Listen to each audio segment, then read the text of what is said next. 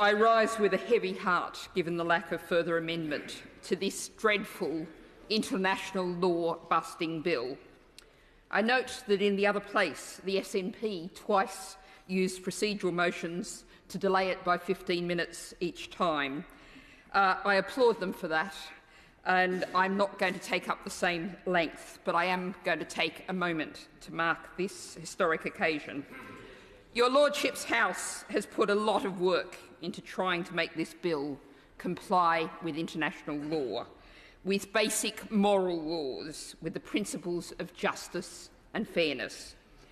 The Noble Lord Anderson of Ipswich earlier today said, its costs will be measured not only in money, but in principles debased. Disregard for our international commitments, avoiding statutory protections for the vulnerable, removal of judicial scrutiny, close quote. Nothing, my lords, has changed in this bill in the last few hours.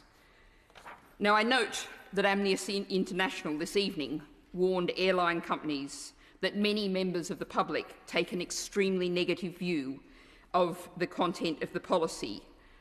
Now, those were really unnecessary words, because no company of any repute whatsoever is going to take part in implementing this dreadful policy. That's a measure of this bill and the disgraceful, despicable actions it represents. I'm disappointed to see the almost empty benches around me. I note that the Liberal Democrat benches are here having played their part in trying to stop this bill at second reading, and I commend them for that action that the Green Group supported. And they are still here to the bitter end. Now, we heard from the Noble Lord the Minister, we'll hear tonight, and no doubt we'll keep hearing in the coming days, well, we're the unelected House. That, my lords, does not mean that this House is without moral or legal responsibilities.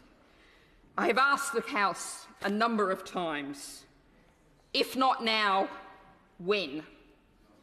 What will it take to make this House say, here we take a stand? We've had the abomination of the Elections Act, the elements of a policing act that targeted Gypsy, Roma and traveller people explicitly.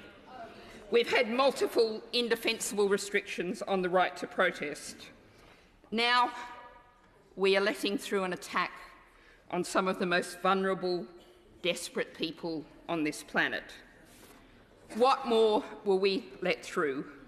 I suggest to noble lords as they leave this chamber tonight to ask themselves that question.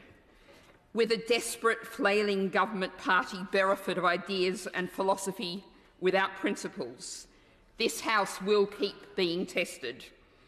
So I ask these empty benches, you might be waiting for an election, but what kind of country will it be if you don't stand up now?